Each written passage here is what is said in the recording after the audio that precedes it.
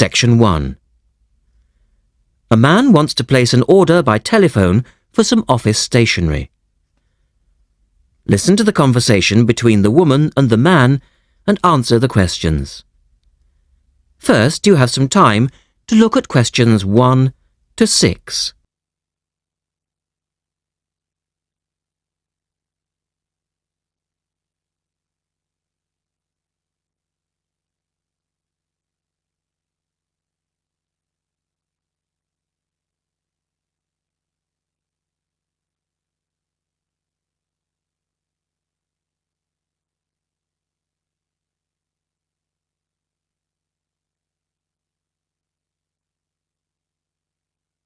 You will see that there is an example which has been done for you. On this occasion only, the conversation relating to this will be played twice.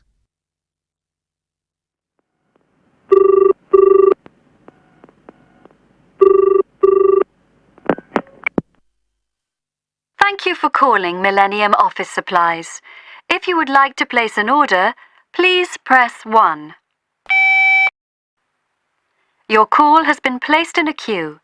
A customer service operator will be with you shortly.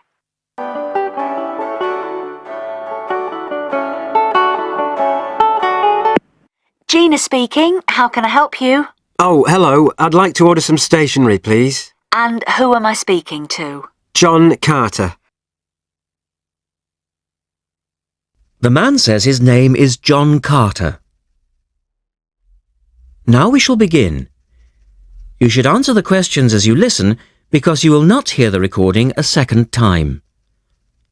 Listen carefully and answer questions 1 to 6.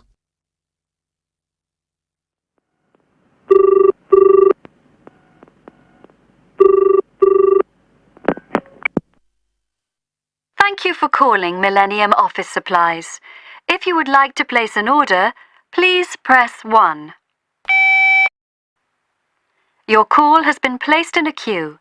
A customer service operator will be with you shortly.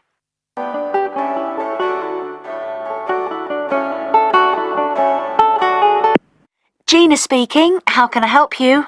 Oh, hello. I'd like to order some stationery, please. And who am I speaking to? John Carter. Right. Can I just confirm your account number and the name of your company, John? Sure. The account number is 692411. 692411. Right. And you're from Rainbow Computers? No, the company is Rainbow Communications. Oh, OK. I'll just fix that on the system. Communications. And what would you like to order, John? Envelopes. We need a box of A4, that is, normal size envelopes. White, yellow or manila? We'll have the plain white, please, but the ones with the little windows. OK. 1 box, A4, white. Just the 1 box, was it? On second thoughts, make that 2 boxes. We go through heaps of envelopes. As a matter of interest, are they made from recycled paper? No, you can't get white recycled paper. The recycled ones are grey, and they're more expensive, actually. Right, we'll stick to white then. Something else, John? Yes, we need some coloured photocopy paper. What colours do you have?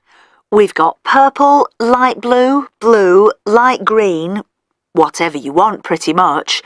There are 500 sheets to the pack. Right, let's see. We're going to need a lot of blue paper for our new price lists. So can you give us 10 packs, please? Make sure it's the light blue, though. 10 packs of the light blue. The woman asks the man if he needs anything else. Look at questions 8 to 10.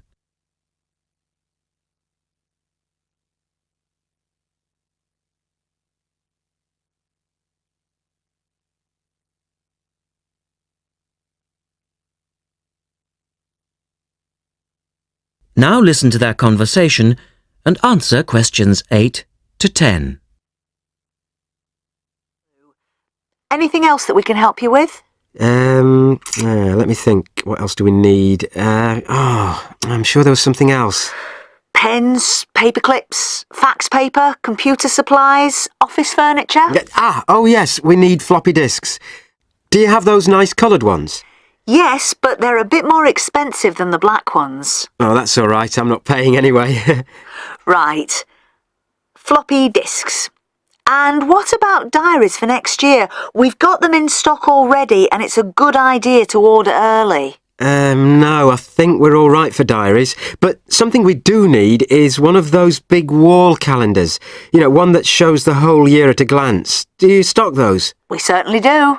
OK, can you include a wall calendar then, with the other stuff? Just make sure it's got the whole year on the one side. Sure. And do you have a copy of our new catalogue? No, I don't, but could you send one? Yes, I'll pop one in with the order. You'll find it a lot easier to remember what you need if you have our catalogue in front of you next time. Yes, good idea. And when can you deliver this? Should be with you tomorrow morning. Can you make sure that it's not after 11:30 a.m? Because I have to go out at 12. There's only myself here on Fridays. Fine. I'll make a note on the delivery docket that they should deliver before 11:30. Thanks very much. Thanks. That is the end of section 1. You now have half a minute to check your answers.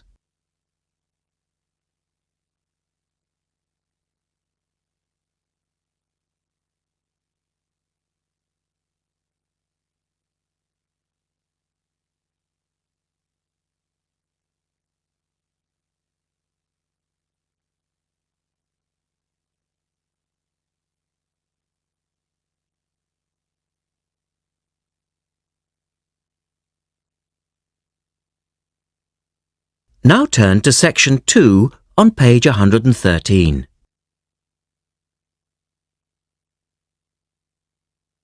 Section 2. You will hear a reporter talking on the radio about an artist's exhibition. Look at questions 11 to 18.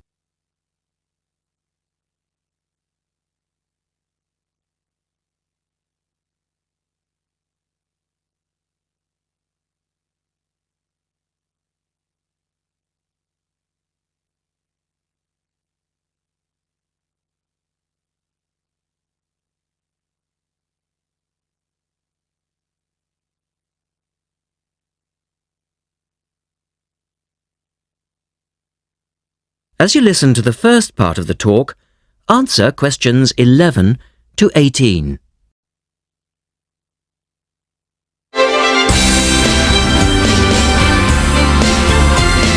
And now for some information on local events and activities.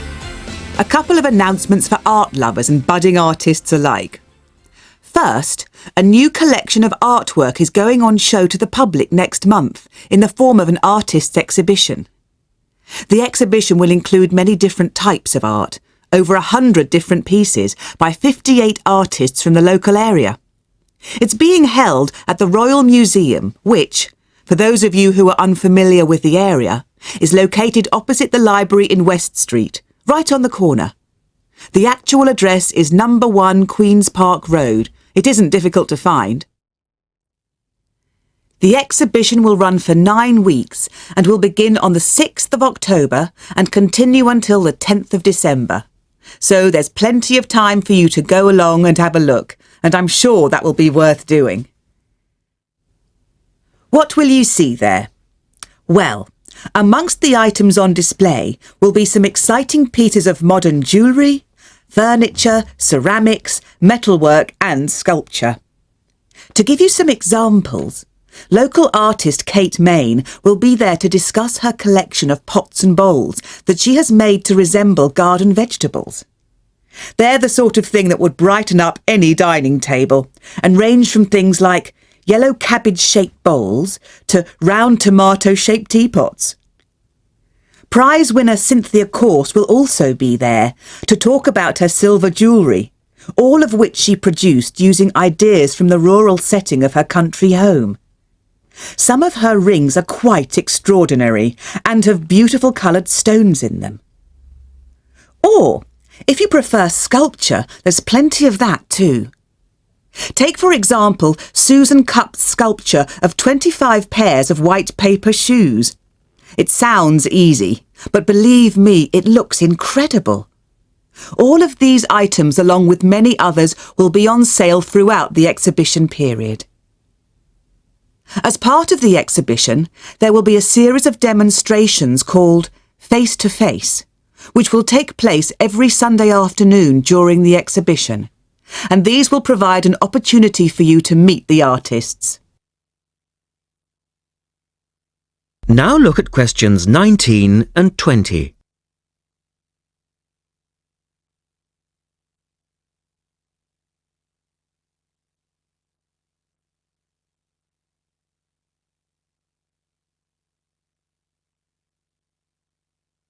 As the talk continues, answer questions 19 and 20. The second set of activities are for those who would prefer to indulge in some artwork themselves. The Artists' Conservatory are holding a series of courses over the autumn period. The courses cover all media and include subjects such as Chinese brush painting, pencil drawing and silk painting. All the tutors are experienced artists. Course sizes are kept to a minimum of 15, and there will be plenty of individual assistance. All the sessions offer excellent value for money and the opportunity to relax in a delightful rural setting. Fees are very reasonable and include the use of an excellent studio and access to the art shop, which you will find sells everything from paper to CDs.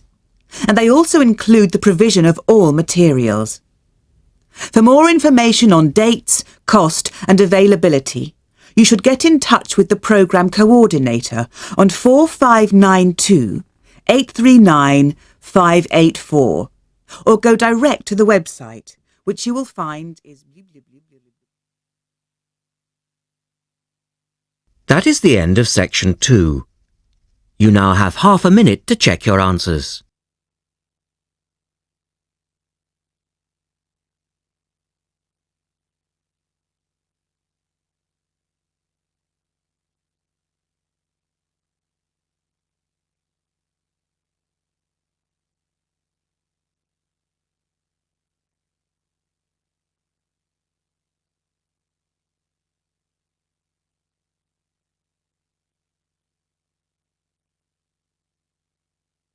Now turn to section 3 on page 114.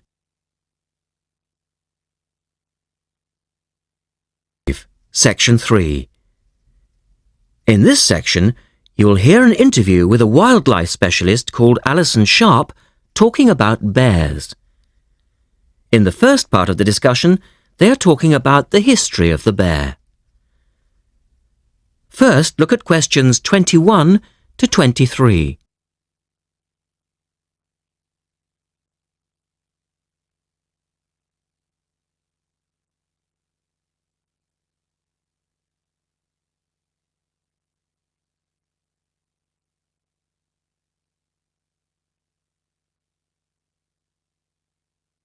Now listen to the first part of the interview and answer questions 21 to 23.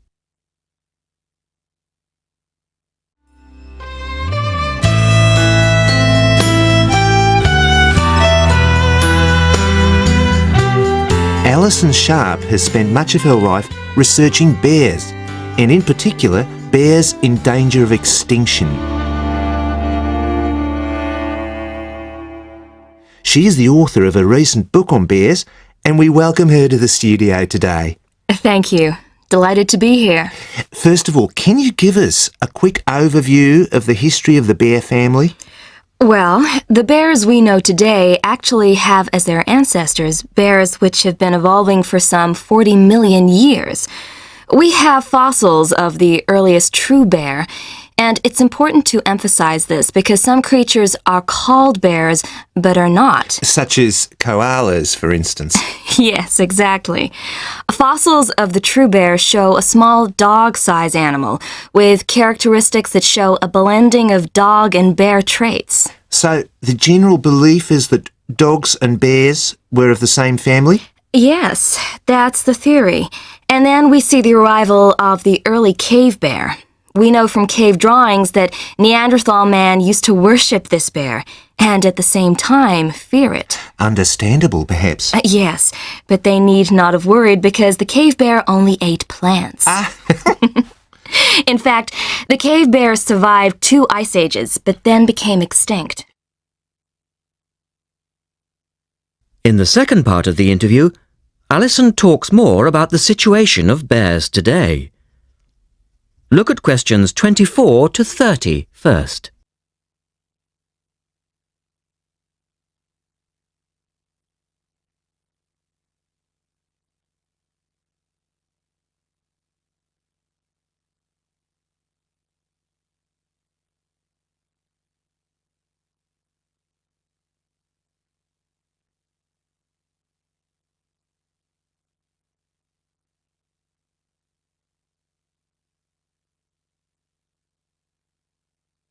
Listen carefully and answer questions 24 to 30. So, how many bears can we find today? And are any of them in danger of extinction? Well, I'll answer your first question first. There are 8 species of bear in all, among them the American black bear and the brown bear, from which evolved the newest species of bear, the polar bear. So, how old is the polar bear? Oh, he's a relative newcomer, just 20,000 years old. And could you tell us a little about them? Which is the largest bear, for instance? Well, the largest bear existing today is either the polar bear or the brown bear. Right. Don't we know? Well, it depends which criteria you use. The polar bear is the heaviest. The male weighs up to 1,500 pounds, but his narrow body actually makes him look smaller than the much more robust brown bear. So, the brown bear appears the biggest. Yes. And the smallest? Well, the sun bear is the smallest of the 8 species. They only weigh between 60 and 145 pounds. That makes him a comparative junior. Yes. And then next we have the so-called giant panda. But that's a small bear too, comparatively speaking. And are all bears meat eaters? No, not at all. In fact, the giant panda is almost entirely herbivorous, living on a diet of 30 types of bamboo. Ah, yes, of course. Pandas are famous for that. And another interesting bear is the sloth bear, which eats insects, particularly termites. He can turn his mouth into a tube and suck the insects out of their nests. So, going back to my second question, are bears really in danger of extinction? Yes, indeed, they are. The sun bear in particular, as they've been hunted almost out of existence. And the habitat of the panda is also being reduced on a daily basis. Can anything be done to reduce the threat to these endangered species? I know, for instance, that it's very hard to breed bears in captivity. Yes. Well, I think that by raising people's awareness generally, we can reduce conflict between humans and animals, to stop the slaughter in parts of the world where bears are still hunted, supposedly in self-defense or to protect livestock, but often quite unnecessarily.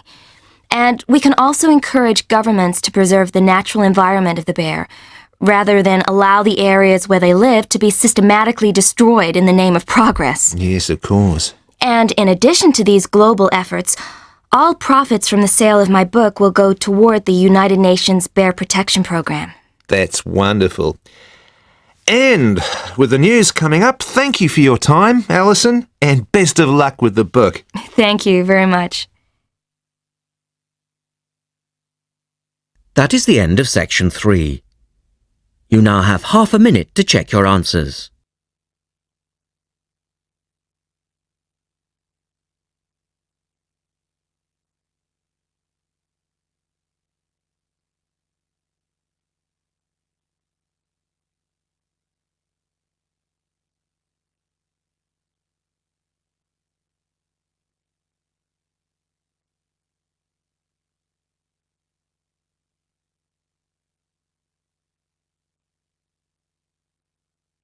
Now turn to section 4 on page 116.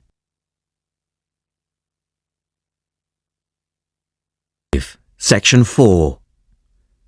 You will hear a lecturer talking about the solar eclipse in history. First, you have some time to look at questions 31 to 36.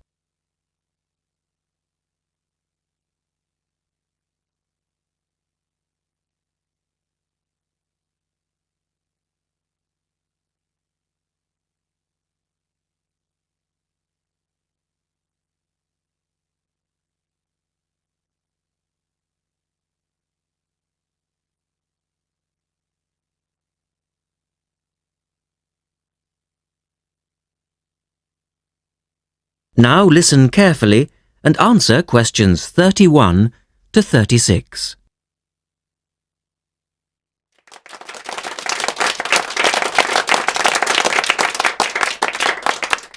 Good evening and welcome to this month's Observatory Club lecture. I'm Donald Mackey and I'm here to talk to you about the solar eclipse in history. 1,000 years ago, a total eclipse of the sun was a terrifying religious experience.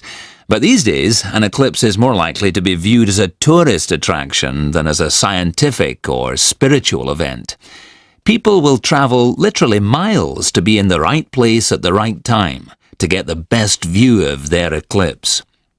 Well, what exactly causes a solar eclipse when the world goes dark for a few minutes in the middle of the day? Scientifically speaking, the dark spot itself is easy to explain. It's the shadow of the moon streaking across the Earth.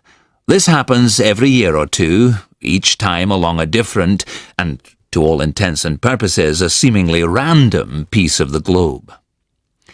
In the past, people often interpreted an eclipse as a danger signal heralding disaster, and in fact the Chinese were so disturbed by these events that they included among their gods one whose job it was to prevent eclipses.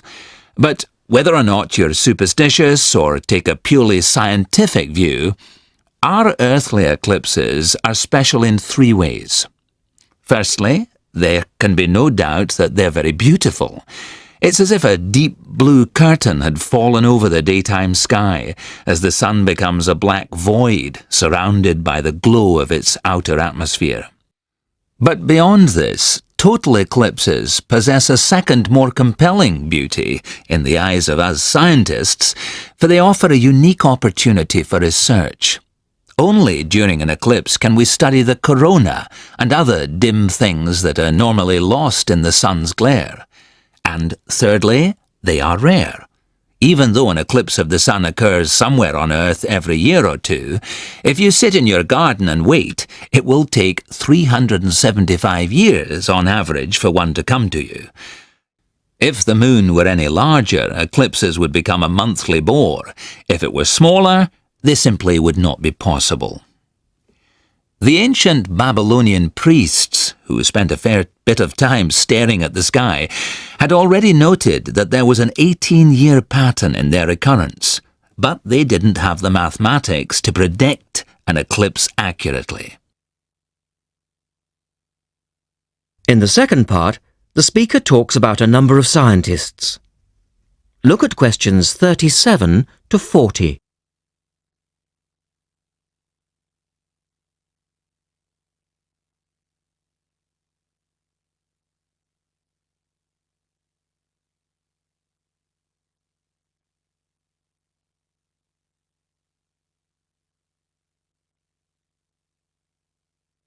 Now listen carefully and complete the table. It was Edmund Halley, the English astronomer, who knew his maths well enough to predict the return of the comet, which incidentally bears his name, and in 1715 he became the first person to make an accurate eclipse prediction. This brought eclipses firmly into the scientific domain, and they've since allowed a number of important scientific discoveries to be made. For instance, in the eclipse of 1868, two scientists, Janssen and Lockyer, were observing the sun's atmosphere, and it was these observations that ultimately led to the discovery of a new element. They named the element helium, after the Greek god of the sun. This was a major find, because helium turned out to be the most common element in the universe after hydrogen. Another great triumph involved Mercury. I'll just put that up on the board for you now. See, there's Mercury, the planet closest to the Sun, then Venus, Earth, etc. For centuries, scientists had been unable to understand why Mercury appeared to rotate faster than it should. Some astronomers suggested that there might be an undiscovered planet causing this unusual orbit, and even gave it the name Vulcan. During the eclipse of 1878, an American astronomer, James Watson, thought he'd spotted this so-called lost planet. But, alas for him, he was later obliged to admit that he'd been wrong about Vulcan and withdrew his claim. Then Albert Einstein came on the scene. Einstein suggested that, rather than being wrong about the number of planets, astronomers were actually wrong about gravity. Einstein's theory of relativity, for which he's so famous, disagreed with Newton's law of gravity in just the right way to explain Mercury's odd orbit. He also realized that a definitive test would be possible during the total eclipse of 1919, and this is indeed when his theory was finally proved correct. So there you have several examples of how eclipses have helped to increase our understanding of the universe. And now let's move on to the social aspects, and I think you'll find... That is the end of section 4. You now have half a minute to check your answers.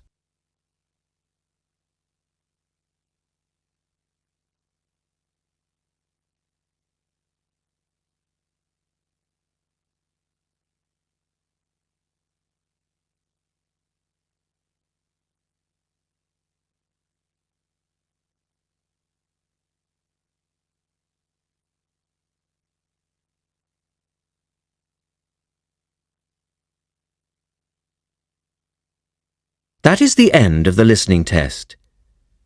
At the end of the real test, you will have 10 minutes to transfer your answers to the listening answer sheet. Published by and copyright Pearson Education Limited, 2001.